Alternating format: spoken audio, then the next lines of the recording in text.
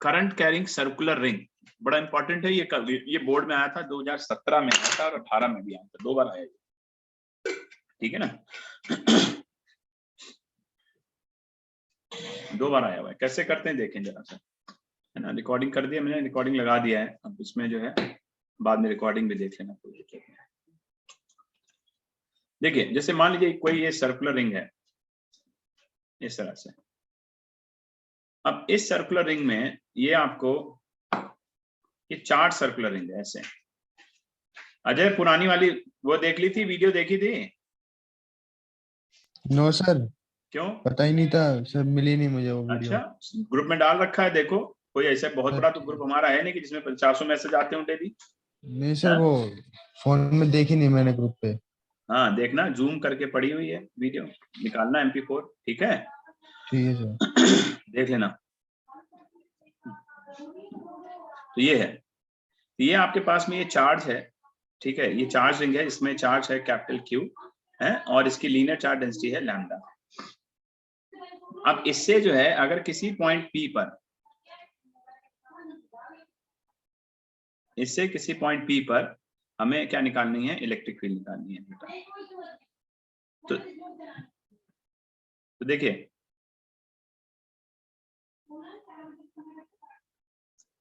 तो यहाँ पे कैसे करेंगे, देखिए क्योंकि ये इसका जो चार्ज जो है, this charge is distributed on the surface of the ring, यानी circumference of the ring. Ring का सरकमफरेंस होता है ना, तो circumference of the ring, ring के सरकमफरेंस पे है सारा का सारा चार्ज डिस्ट्रीब्यूट है, ठीक है। इसका रिंग का मान लो रेडियस जो है वो आपका R है, ठीक है। ये इसका रिंग का रेडियस कितना बेटा, R है। मान लो ये डिस्टेंस आपकी X है, ठीक है। ये पॉइंट P है, ठीक है, इस तरह से। तो अब क्या है कि आपको यहाँ, अब देखिए ये रिंग में जो चार्ज है वो इस सरफेस पर है, तो इस सरफेस का हर एक एलिमेंट, छोटा छोटा एलिमेंट रिस्पॉन्सिबल होगा यहाँ पर फील्ड डेवलप करने के लिए।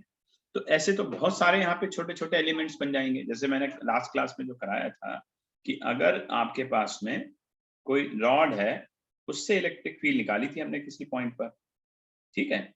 तो यहाँ पर क्या होगा, यहाँ पे जैसे रॉड थी, अब रॉड में ऐसे चार्ज सा फैला हुआ था सब में। तो अगर मैं इससे निकाल रहा हूं चार्ज किसी पॉइंट P पे, तो इस केस में क्या होता है, तो इस केस में आपका जो है सीधा सा आता है कि भाई इसका हर एक एलिमेंट, कोई ये भी हो सकता है, ये भी हो सकता है, ये भी हो सकता है, कितने छोटे एलिमेंट। याद है सेंटर ऑफ मास पढ़ा था आपने, centre of mass class 11th में। तो सेंटर ऑफ मास जो पढ़ा था आपने क्लास 11th में, उसमें यही चीज तो डिस्कस होती थी। तो यहाँ पे यही है कि जो सेंटर ऑफ मास है या इसका जो चार्ज है, इसमें खूब सारे एलिमेंटल चार्ज होंगे। तो ऐसे यहाँ भी खूब सारे एलिमेंटल चार्ज होंगे। तो अब अगर dq चार्ज, हमने ये छोटा सा एक एलिमेंट निकाला जिसकी वैल्यू बेटा dq है, जिसकी वजह से यहाँ पर जो इलेक्ट्रिक फील्ड है क्योंकि प्लस है, और मैंने क्या बताया था, जहां कुछ नहीं होता वहां कौन है, प्लस Q नॉट है। तो वहां पर आपको प्लस Q नॉट है, तो ये क्या करेगा, इसको रिपेल करेगा। तो जब रिपेल किया तो ये कहाँ चला गया बेटा, ये D यहाँ हो गया, ठीक। D कहाँ हो गया, यहाँ पर हो गया। तो जब यहाँ हो गया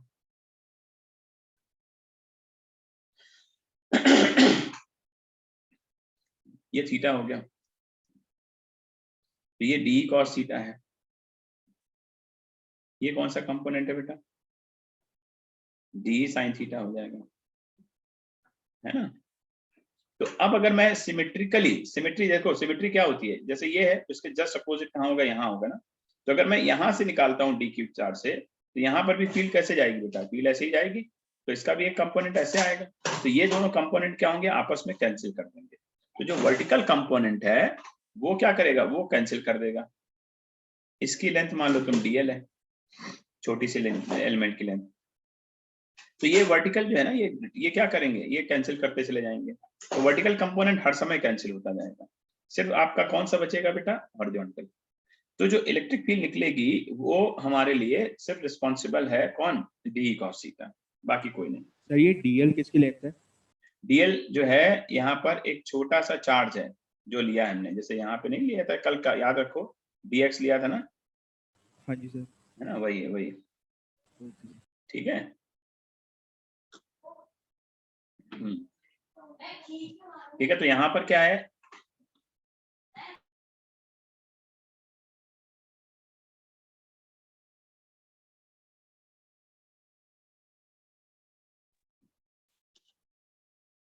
तो यहां पर क्या हुआ कि इस केस में तो डी कॉस थीटा रिस्पॉन्सिबल होगा। तो इलेक्ट्रिक फील्ड इंटेंसिटी जो होगी, net electric field intensity, that is given by D cos theta. तो डी कॉस थीटा का मतलब क्या हो गया बेटा कि 1/4πε0 इंटू, ठीक है, डी क्यू अपॉन यहां से यहां तक की डिस्टेंस कितनी है बेटा, ये है ना है, तो इसका स्क्वायर करो, आर स्क्वायर लिखो, कॉस थीटा। कॉस थीटा क्या होगा बेटा, बेस अपॉन हाइपोटेनस, तो this is x upon r, x upon r, sorry small r, ठीक है। तो यहाँ क्या आ गया 1/4πε0 इंटू, ठीक है। अब देखो यहां पर आप लिखेंगे, जैसे इससे पहले आप एक चीज और लिख लो, लैम्डा जो था वो था डी क्यू अपॉन डीएल था, तो डी क्यू की जगह आप लिख सकते हैं लैम्डा डीएल।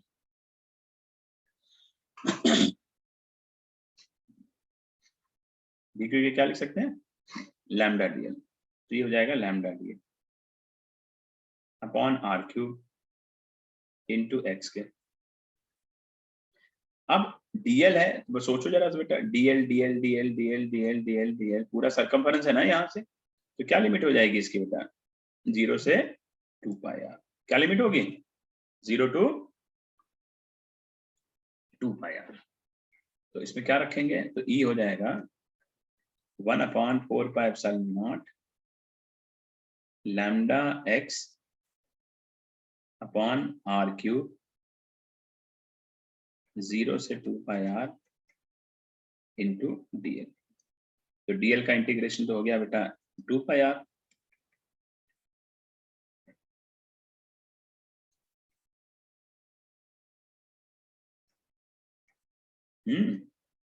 तो क्या बचा बेटा आंसर।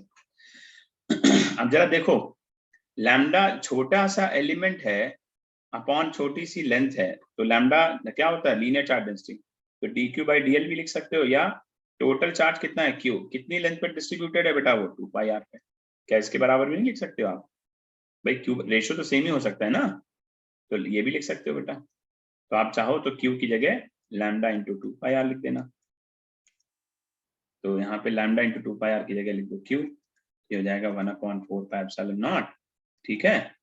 लैम्डा इंटू 2πr की जगह लिखो q x upon r square plus x square की होल पावर 3/2, तो ये इलेक्ट्रिक फील्ड आती है बेटा, ठीक है।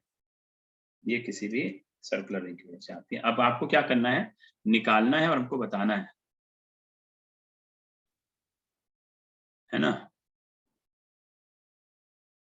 तो अब इसमें आपको बताना है कि अगर x 0 हो तो क्या होगी इलेक्ट्रिक फील्ड, अगर x is equal to r के बराबर हो तो क्या होगी, और x अगर बड़ा हो जाए आर से तो क्या होगी। ये 3 केसेस हैं, चलो जल्दी बताओ, नोट करें बेटा, 3 मिनट का समय दे रहा हूँ नोट करने के लिए, ठीक है। समझ समझ के नोट करना बेटा, और ये केसेस भी निकालना, फिर एक एक से पूछूंगा, जरा बोलते रहा करो, इंटरेक्शन बहुत जरूरी है, नहीं तो ऐसे सो जाओगे तुम, ठीक है। Yes sir. हाँ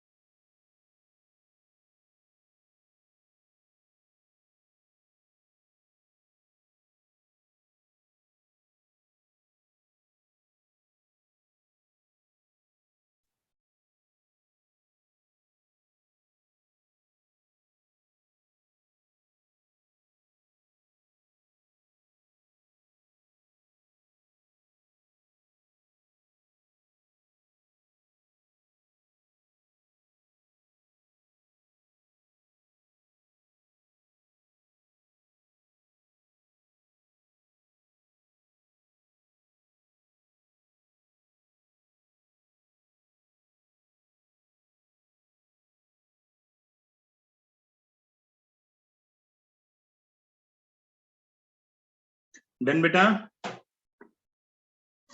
Yes, sir. Yes, sir. नहीं, आंसर्स भी ये x इक्वल टू 0 पे क्या आ रहा है, ये भी तो करो केसेस, जो x इक्वल टू 0 पे क्या आ रहा है, x इज इक्वल टू 0 पे क्या आ रहा है, 1/4 pi epsilon naught. Sir, 1/4 by x equal to 0 पर, x इक्वल टू 0 पे बेटा, x ऊपर है, 0 रखोगे तो 0 नहीं हो जाएगा। हाँ सर, 0. फिर तुम लोग भी ना, 0. अरे भगवान, चलो कोई नहीं, ठीक। तो any electric field at the centre of the ring 0 होता है। क्यों 0 होता है ये बताओ, ये तो x 0 रखने को हुआ था, इसको अगर वैसे रीजन पूछा जाए तो क्या लिखोगे, बताओ। सर सेंटर में इलेक्ट्रिक फील्ड ही नहीं होगी। नहीं तो ऑब्वियस है, वो तो मैं कह रहा हूं, मैं यही तो पूछा क्यों 0 होता है, मैं यही तो पूछ रहा हूँ क्यों 0 होता है, कि सेंटर पे 0 है।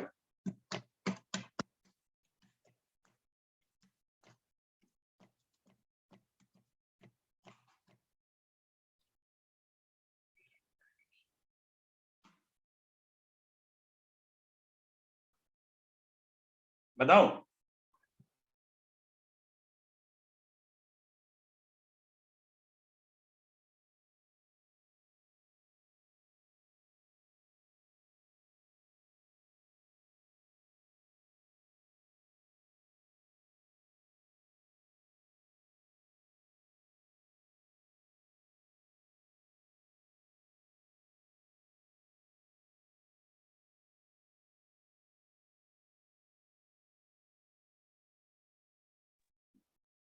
हेलो, एक मिनट, क्या बोलता,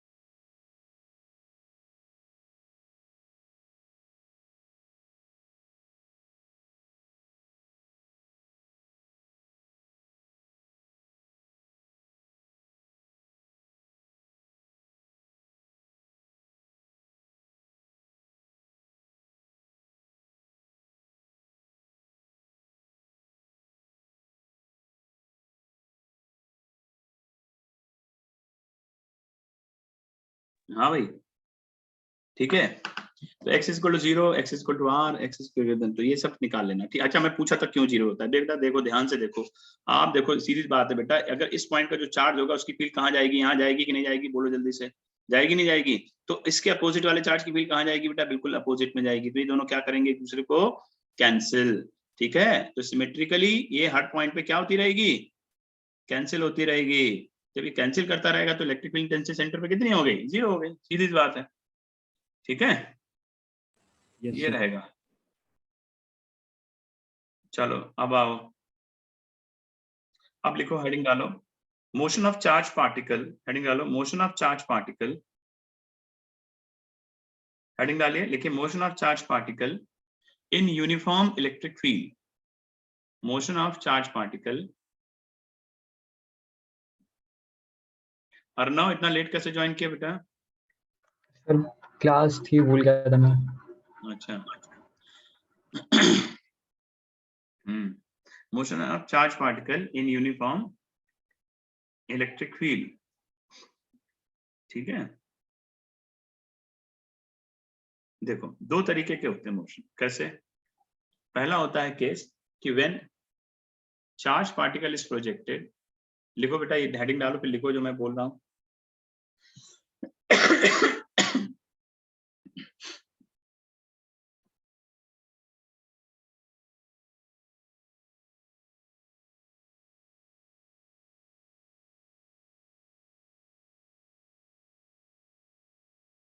लिखिए, when charge particle is projected parallel to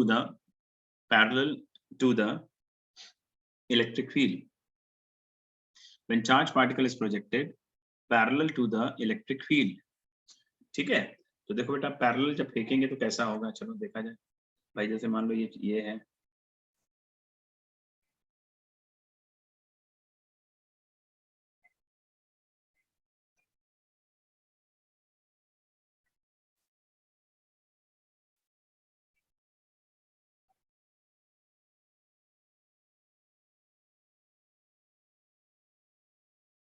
ये है। यूनिफॉर्म बना लेना बेटा। आप लोग जानते हो फील्ड कहाँ बनाओगे? आपके पेजेस में जो लाइंस होती है ना, उसी के ऊपर ही कर लेना, लाइन खींचना, वही आपकी यूनिफॉर्म फील्ड होती है। समझ गए? आप उसमें लाइन खींचना, वो यूनिफॉर्म फील्ड। ठीक है, तो ये है यूनिफॉर्म इलेक्ट्रिक फील्ड। ठीक है, अब क्या होता है कि अगर हम कोई भी एक चार्ज पार्टिकल इसमें थ्रो करेंगे, मान लीजिए ये प्लस क्यू चार्ज है, और इसको अगर हम मान लीजिए v वेलोसिटी से या u वेलोसिटी से अगर मैं इसको थ्रो करता हूं इसकी फील्ड में, तो जैसे ही ये अंदर जाएगा फील्ड के अंदर, सुनना ध्यान से बेटा, when this charge particle entered in the electric field, तो बेटा देखो इलेक्ट्रिक फील्ड कहाँ से चलती है? पॉजिटिव से चलती है, हैं? और नेगेटिव पे खत्म होती है। तो यानी जब ये चार्ज पार्टिकल शुरुआत में तो एक रेजिस्टेंस देगा, नहीं देगा बेटा, क्योंकि पॉजिटिव है, अंदर तो इतनी आसानी से नहीं आने देगा, लेकिन सिंस इट हैज वेलोसिटी तो इसलिए वो अंदर आ गया। अब जैसे ही अंदर आएगा तो ये पॉजिटिव क्या करेगा? इसके ऊपर एक रिपल्सिव फोर्स लगाएगा। तो रिपल्सिव फोर्स जब लगेगा तो उस रिपल्सिव फोर्स की वजह से ये जो चार्ज पार्टिकल है ना अंदर, ये इसके अंदर एक एक्सेलरेशन आ जाएगा। और ये एक्सेलरेशन किसकी वजह से जनरेट हुआ? ये एक्सेलरेशन जनरेट हुआ इलेक्ट्रिक फील्ड की वजह से। ठीक है ना, ये किसकी वजह से जनरेट हुआ बेटा? इलेक्ट्रिक फील्ड की वजह से। यानी इलेक्ट्रिक फील्ड जो है that is responsible for the force और एक्सेलरेशन। बात समझ में आई कि नहीं आई बेटा? आई कि नहीं आई? दोबारा बताऊं? Yes, sir. sir. आगे की दोबारा बताना है? एक बार रिपीट कर दो। एक बार रिपीट कर देते हैं। देखिए, जब एक चार्ज पार्टिकल एंटर करता है इलेक्ट्रिक फील्ड में, then it experience an electric force. यही है ना? क्यों इलेक्ट्रिक फोर्स एक्सपीरियंस कर रहा है? क्योंकि उसके ऊपर वहां वो फील्ड के अंदर जा रहा है। जब कोई चार्ज पार्टिकल फील्ड के अंदर जाएगा तो फील्ड क्या करेगी? फील्ड उसके ऊपर फोर्स ही तो लगाएगी, नहीं लगाएगी? अब वो चाहे वो अट्रैक्टिव हो और चाहे रिपल्सिव हो, नहीं, that is based on the, किस पे बेस्ड है वो? Based on the charge particle. क्योंकि चार्ज पार्टिकल अगर पॉजिटिव होगा तो अलग तरह का फोर्स लगेगा, चार्ज पार्टिकल नेगेटिव होगा तो अलग तरह का फोर्स लगेगा। क्यों बेटा? है? तो जैसा चार्ज पार्टिकल होगा उसी के हिसाब से फोर्स लगेगा। तो अब यहाँ पॉजिटिव है तो इसलिए रिपल्सिव फोर्स होगा, जो इसका मतलब क्या होगा कि जो ये प्लस क्यू चार्ज है, ये मूव कर रहा है किधर, move in the direction of the field. किस डायरेक्शन में मूव करेगा बेटा ये, in the direction of field. Field का डायरेक्शन क्या होता है बेटा, पॉजिटिव से नेगेटिव की तरफ, ठीक है, हमेशा ध्यान, पॉजिटिव चार्ज से नेगेटिव। तो ये चार्ज पार्टिकल जो हमने फेंका ये डायरेक्शन ऑफ फील्ड के डायरेक्शन में चलना चालू कर देगा। चलो भाई इतना मान लिया। अब इसके बाद जो है, ठीक है, ये आ गया। तो अब इसके ऊपर हम देखेंगे कि भाई एक्सेलरेशन लगा कितना। तो सबसे पहले ये देखेंगे कि फोर्स कितना लगा। क्या देखोगे कि फोर्स कितना है, फोर्स ऑन चार्ज पार्टिकल, ठीक है, force on charge particle due to electric field, due to electric field. तो कितना होगा, F is equal to QE and this force is responsible for the acceleration. तो MA is equal to QE, then A is equal to QE upon M है। तो acceleration कितना लगा बेटा, ये लगा। अच्छा बेटा, इसके बाद अब सिंस मान लो किसी, क्योंकि देखो ना, जब यहाँ से चलना स्टार्ट किया तो पहले तो वेलोसिटी u थी, लेकिन चलते चलते चलते चलते, क्योंकि जब कोई एक्सेलरेटेड बॉडी होती है तो उसमें वेलोसिटी हमेशा चेंज होती रहती है। तो वेलोसिटी कितनी हो गई बेटा, ये सिंस v क्या होता है बेटा, u प्लस at होता है कि नहीं होता है। तो v कितना हो गया बेटा, u प्लस a की जगह रख दो बेटा QE by m into T के। तो वेलोसिटी जो निकलेगी t टाइम के बाद वो ये निकल के आएगी। चलिए नोट कर लीजिए जल्दी से, कर लीजिए जल्दी से, नोट कर लीजिए।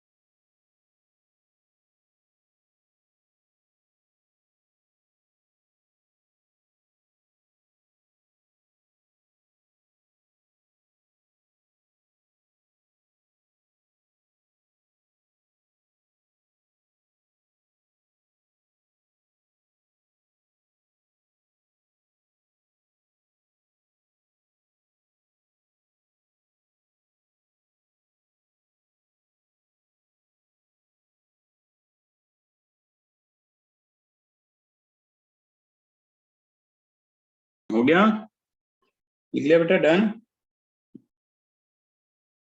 Yes, sir. हाँ चलो लिखो आगे। अब आगे लिखिए, नेक्स्ट है when charge particle is projected, next case लिखो बेटा, when charge particle is projected perpendicular to the electric field, when charge particle is projected perpendicular to the electric field,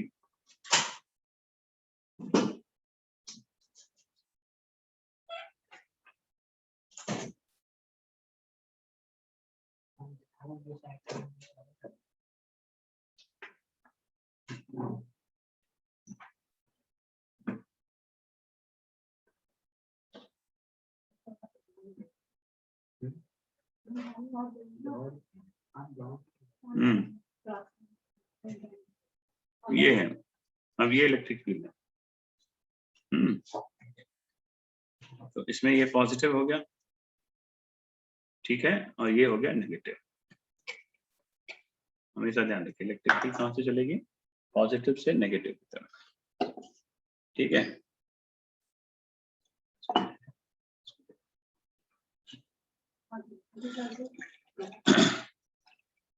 ठीक है, तो इसमें क्या करना है कि अब जो है यहाँ पर आपका चार्ज पार्टिकल रखा हुआ है, मान लीजिए इस तरह से, ठीक है। अब इस चार्ज पार्टिकल को हमने परपेंडिकुलरली थ्रो किया, है ना, u वेलोसिटी से। तो जब इसको थ्रो किया तो ये अंदर गया ऐसे, ठीक है। तो जैसे ही अंदर गया, एंटर किया, तो देखो एक चीज जरा ध्यान से सुनो। अब ये फील्ड है, इस तरफ जाने में क्या कोई एक्सेलरेशन लगेगा? बताओ मुझे, है? क्यों? अगर मैं कहूं इस डायरेक्शन में, देखो ये वेलोसिटी है। अब जब ये एंटर किया, तो जैसे ही एंटर किया तो यहां से नीचे से तो एक फोर्स लगेगा। कौन सा बेटा बोलो? Electrostatic force. तो इलेक्ट्रोस्टैटिक फोर्स इसे किधर फेंकेगा? ऊपर की तरफ, यानी इसको एक वेलोसिटी ऊपर की तरफ देगा। और इसके पास अपनी खुद की वेलोसिटी है, वो चलेगी इस तरफ, और इस डायरेक्शन में कोई भी फोर्स नहीं है, इसलिए एक्सेलरेशन कितना है बेटा? यहाँ पर 0 है अलोंग एक्स एक्सिस, लेकिन अलोंग वाई एक्सिस एक्सेलरेशन है। तो वाई एक्सिस में जो एक्सेलरेशन है वो क्या होगा कि इसकी वजह से ये चार्ज पार्टिकल ना तो इसकी तरफ चलेगा और ना ही क्या कहते हैं, ना तो इस तरफ जाएगा, कहाँ बेटा? आगे की तरफ, और ना ही बिल्कुल ऊपर जाएगा। ये कहेगा हम तो बेटा बीच का कोई पाथ ले लेते हैं और उसमें चलना स्टार्ट कर देंगे। तो ये कुछ इस तरह से आ जाएगा ऐसे। तो ये पैराबोलिक, याद है बचपन में पढ़ा था पैराबोलिक, क्लास 11 मतलब, है ना? ठीक है। तो अब यानी इसमें वर्टिकल डिफ्लेक्शन हुआ, इसको बोलते हैं y, ये होता है वर्टिकल डिफ्लेक्शन। ये होता है x, ये हॉरिजॉन्टल डिफ्लेक्शन होता है। तो अगर t equal to t time पर, मान लीजिए t इक्वल टू 0 पर यहां से स्टार्ट हुआ, t equal to t time पर यहां पहुंचा, तो t equal to t time पर ये भी यहां पहुंचेगा। तो इस केस में तो क्या होगा? देखो बेटा, सबसे पहले वही सब कुछ। तो इस डायरेक्शन में फोर्स है, y डायरेक्शन में, तो force on the charge particle due to electric field, ठीक है।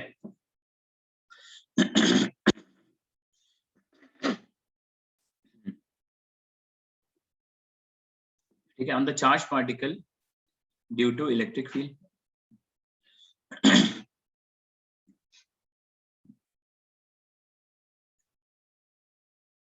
तो कितना हो गया बेटा ये? तो F इज इक्वल टू हो गया QE, और F हो गया MA, तो MA आ गया QE के बराबर। तो ये y डायरेक्शन का एक्सेलरेशन आ गया QE अपॉन M।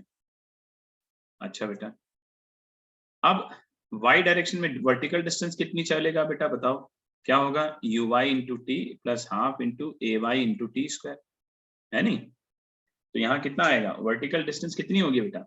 अब ay तो तुम्हें पता है, लेकिन क्या यहाँ पर याद करिए, जब एक चार्ज पार्टिकल को हम थ्रो करते हैं यहाँ पर इस तरह से, तो इसमें इसकी हॉरिजॉन्टल वेलोसिटी इनिशियल होती है, वर्टिकल इनिशियली कितनी होती है? 0। वर्टिकली ये एकदम घुसते ही सीधा थोड़ी चला जाएगा। कभी देखना, जैसे स्विमिंग पूल पे जंप करते हैं तो एकदम जंप करते ही थोड़ी हम घूम जाते हैं, क्यों बेटा? थोड़ा अंदर जाओगे तब घूमना स्टार्ट करोगे ना, अगर तुम कोई फोर्स ना लगाओ तो, तब अपने पास से डेविएट होना स्टार्ट करोगे, नहीं करोगे? तो एकदम से तो ये थोड़ी कि जैसे टच किया घूम गए, हैं? ऐसे नहीं होता। तो वर्टिकल वेलोसिटी क्या होती है बेटा? इस केस में 0 हो जाती है। तो y कितना हो गया बेटा? u 0 हो गया प्लस हाफ ay कितना है बेटा? QE by m into t square. तो y की वैल्यू आ गई half QE by m into t square के। चलो बेटा, एक चीज ये कर लिया। इसके बाद हमारे पास में ये आता है, अब y हमारे पास में देखो, सॉरी, अब हॉरिजॉन्टल डिफ्लेक्शन क्या है?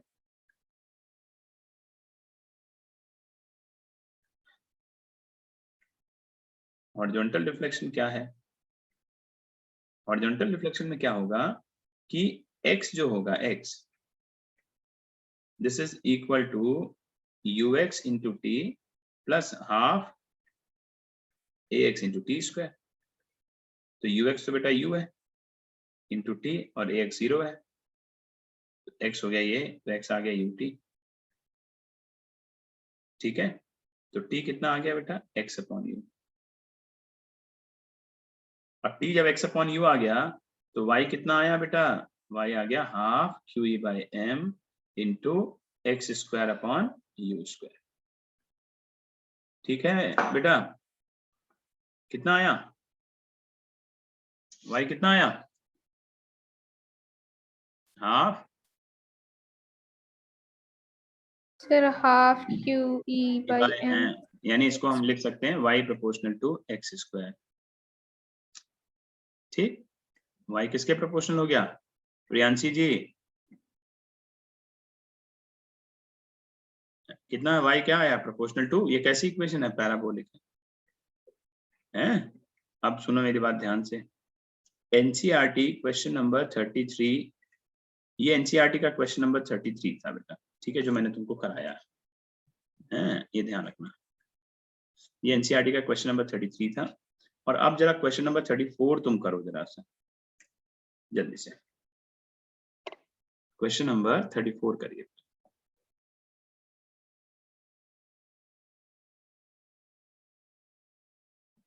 जल्दी बताइए क्या आंसर आएगा और क्या पूछा क्या है। ध्यान से पढ़िएगा क्वेश्चन नंबर 34, 33 भी जरूर पढ़ लीजिएगा, जिससे आपको थोड़ा सा आइडिया हो जाएगा कभी क्वेश्चन इस टाइप से पूछा गया तो आप कैसे आंसर करेंगे। एक बार क्वेश्चन भी जरूर पढ़ लीजिए। 33 पढ़ लीजिए, या आंसर ये है, और 34 करना है आपको। पहले ये नोट करिए, 2-3 मिनट इसमें लगाएंगे आप, और फिर क्वेश्चन करिए।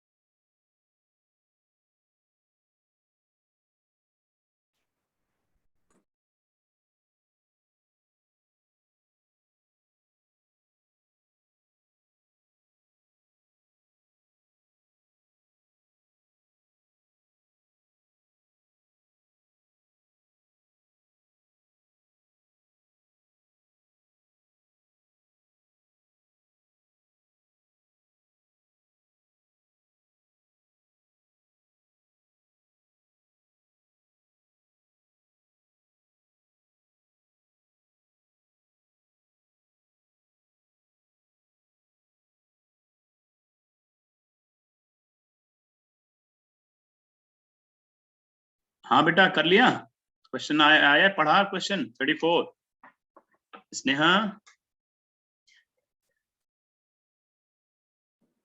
यस सर, हाँ मतलब क्या समझ निकालना, तो अच्छा आप ये बताओ क्वेश्चन में निकालना क्या है, ये बताओ पहले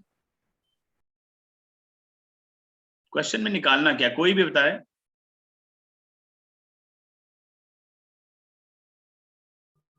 सर हाँ एल निकालना है सर हमें। एल निकालना है, कौन सा हॉरिजॉन्टल की, नहीं नीचे वाला 34 की बात कर रहा हूँ मैं, 34 की। 35 33 तो मैंने करा दिया, यही क्वेश्चन है, इसी में y की जगह l ले लेना, बस खत्म हो गया।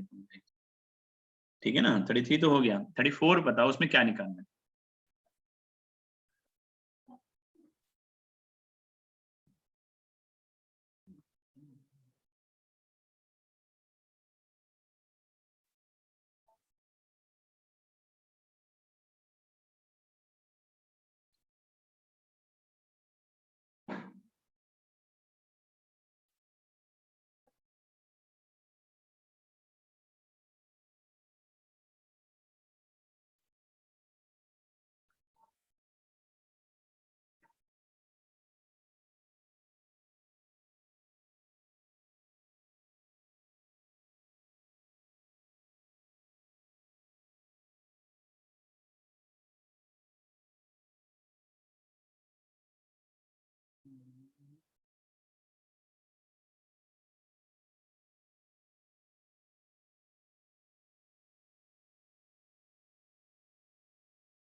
बताओ बेटा, किसी ने पढ़ा क्या निकालना है। हॉरिजॉन्टल में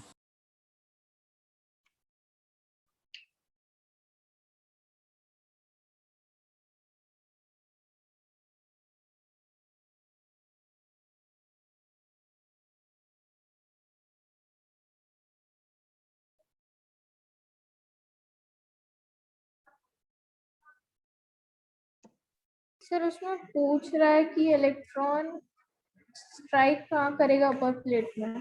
हाँ हाँ, तो इलेक्ट्रॉन कहाँ स्ट्राइक करेगा, तो वही तो पूछ रहा है, क्या पूछ रहा है, एक्स पूछ रहा है कि वाई पूछ रहा है। Sir x. एक्स, हाँ गुड, एक्स पूछ रहा है। जल्दी से इसी फॉर्मूला में रख दो ना जो एक्स वाला है, क्या है क्या, y equal to half q by m x square by e square. जरा रख के दिखाओ, आंसर आ रहा नहीं आ रहा।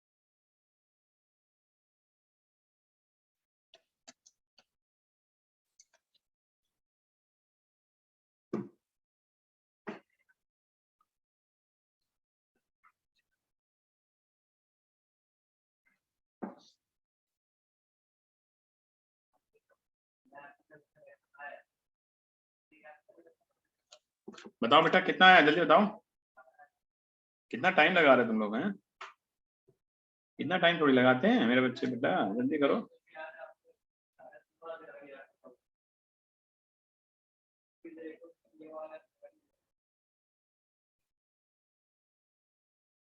सर 1.6 सेंटीमीटर आ रहा है।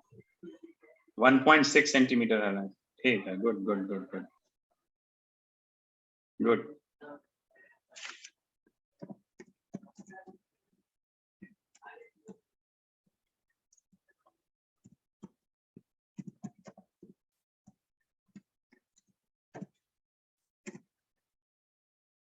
ठीक है,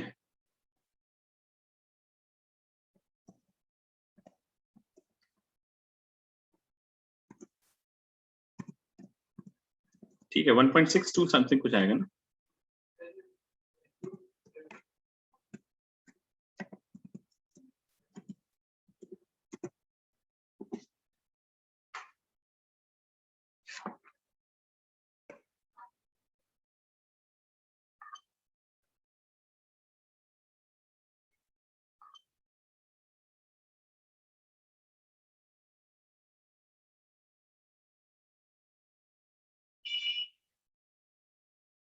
चलो अब आगे लिखो।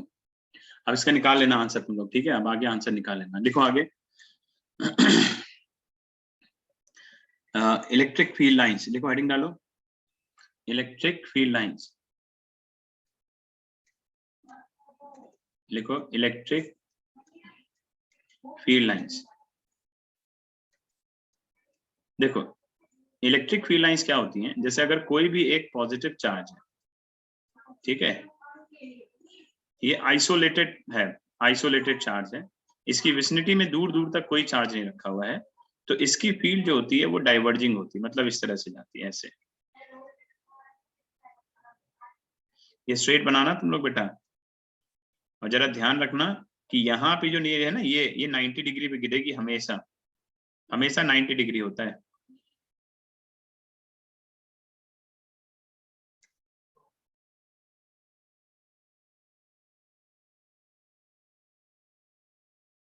स्ट्रेट बनाना आप लोग बेटा।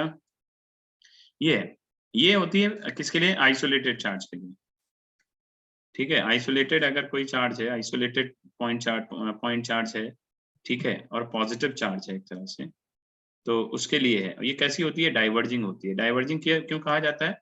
क्योंकि ये फैलती है एक तरह से, दूर दूर तक जाती है, फैल जाती है। तो फैलने की वजह से क्या होता है कि ये एकदम, भाई अगर देखो सीधी सी बात है, तुमसे अगर मैं कहूँ कि बेटा एक काम करो, एक यहाँ पर तुम एक टेस्ट चार्ज रख दो यहाँ पर, ठीक है, तुम यहाँ पर एक टेस्ट चार्ज रखो, ऐसे पहले यहाँ रखो, तो ये क्या होगा? इस तरफ भागेगा, फिर रखो, फिर ये भागेगा, फिर रखो, फिर भागेगा, फिर रखो, फिर भागेगा, तो इसके डायरेक्शन को मार्क करते चले जाओ, जो डायरेक्शन है उसको मार्क करते चले जाइए, तो ये फील्ड बन जाएगी, ये होती है इलेक्ट्रिक फील्ड। अब यहाँ रखोगे तो ये ऐसे चला जाएगा, क्यों बेटा? क्योंकि ये दूर दूर तक कोई भी इसको, मतलब इस चार्ज के ऊपर कोई दूसरा फोर्स नहीं लगा रहा है, ये ध्यान रखना है, ठीक है? तो ये क्या होगा कि ये आपका एकदम एक स्ट्रेट पाथ में चलता चला जाएगा, डाइवर्जिंग होगा ये एक तरह से, ठीक है? तो डाइवर्जिंग फील्ड होती है पॉजिटिव चार्ज के लिए। कैसी होती है? डाइवर्जिंग होती है। अच्छा, अब नेगेटिव चार्ज के लिए आ जाओ। ये नेगेटिव चार्ज है, इसके लिए ये कन्वर्जिंग हो जाएगी ऐसे,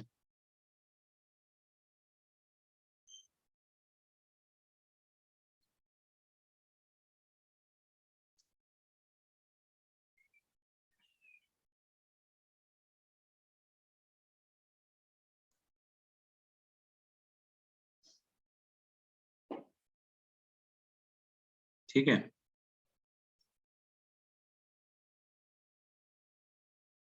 अब क्यू नॉट रखोगे तो ये कैसा होगा बेटा?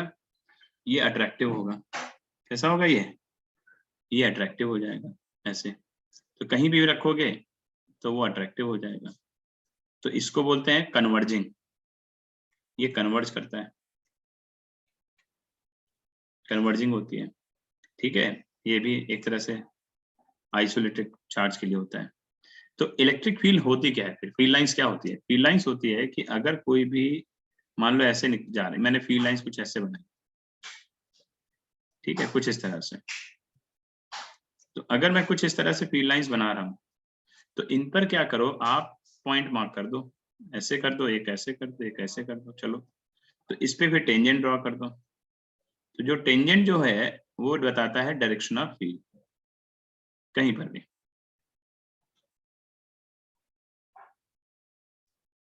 ठीक है? वो क्या बताता है? डायरेक्शन ऑफ फील्ड हर जगह, इस तरह से, तो डायरेक्शन ऑफ फील्ड होता है। चलो बनाइए एक मिनट जल्दी से, फिर आगे लिखवाता हूँ उसमें।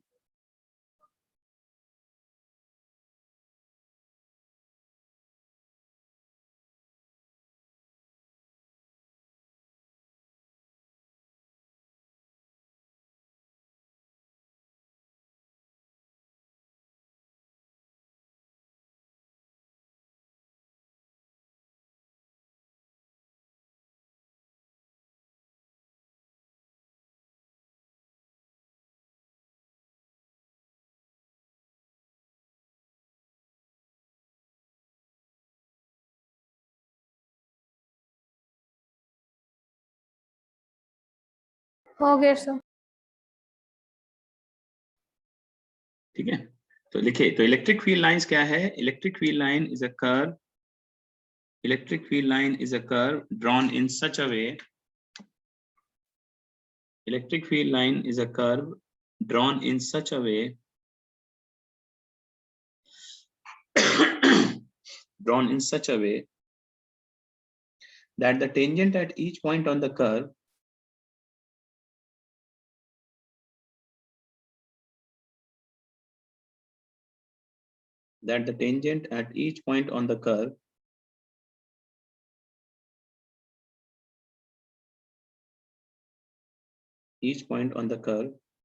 gives the direction of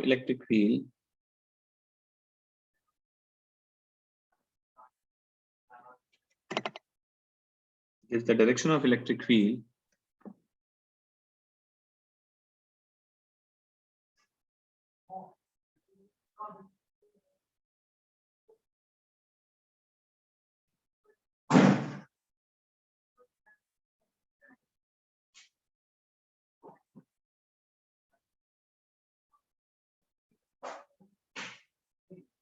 ठीक है, give the direction of the electric field at that point. Gives the direction of electric field at that point. ठीक है, electric field line is a curve drawn in such a way that the tangent at each point on the curve gives the direction of electric field at that point. Page number 25 निकालो जरा NCERT का, जल्दी निकालो. Page number 25.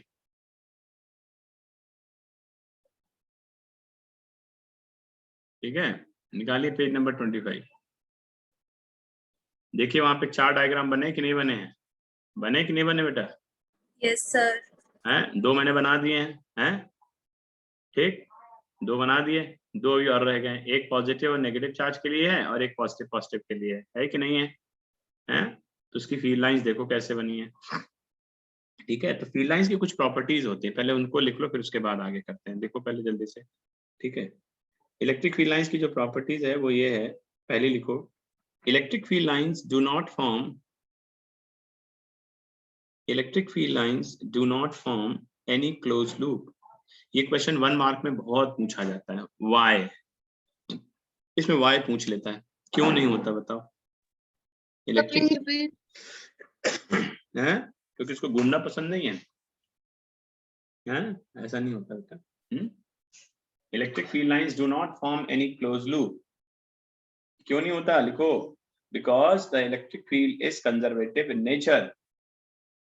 Because the electric field is conservative in nature. अगर Y पूछ दिया जाए, वही बहुत बार आता है. तुम अगर प्रीवियस ईयर के क्वेश्चन पेपर उठाओगे ना, तो ये तुमको क्वेश्चन बहुत बार मिलेगा. ठीक है, हर प्रॉपर्टी से कोई ना कोई आंसर पूछवा लेते हैं लोग, तो पूछ देते हैं.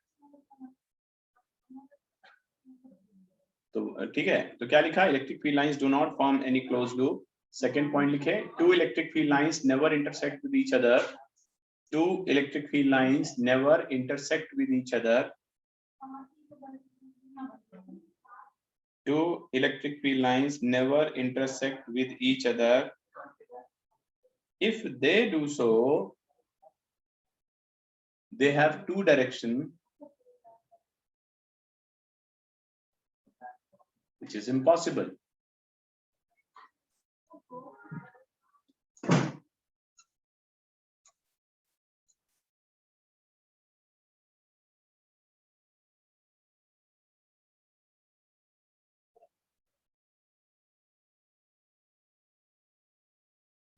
Which is impossible. ठीक है, इसके बाद लिखो,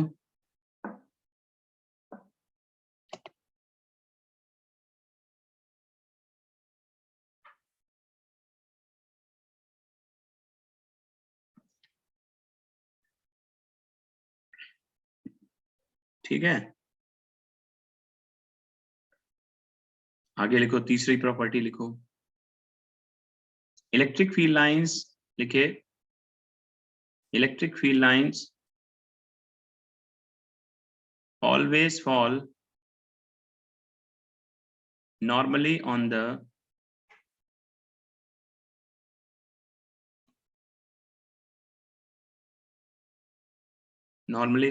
surface of the conductor. Surface of the conductor.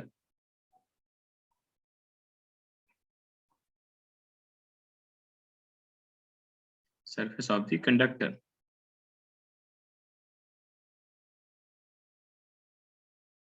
ठीक है, इसके बाद लिखें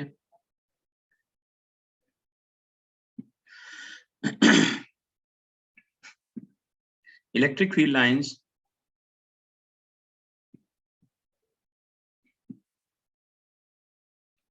ठीक है, normally on the surface of the conductor. आगे लिखे in a charge free region, in a charge free region, in a charge free region, REGION है बेटा ये, charge free region, electric field lines continuously move without any sudden break.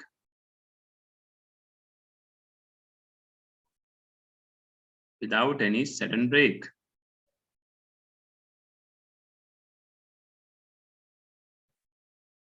ठीक है, इसका लिखें electric field lines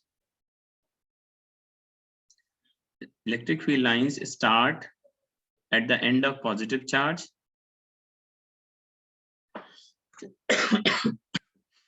at the end of positive charge and terminate at the end of negative charge. ठीक है बेटा, terminate at the end of negative charge. Okay, तो ये है, ठीक, ये आपकी, इसको पढ़ लेना आज, ठीक है, और क्वेश्चन नंबर 26 देख लेना एक बार एक्सरसाइज का, ठीक है, उसको करना बैठ करके, ठीक है, उसको कर लेना है। Okay sir. हाँ, कुछ वर्कशीट भेज दूंगा तो उसको भी करना, भेज दूंगा आज भेज दूंगा, ठीक है, चलो। Thank you sir. Thank you sir.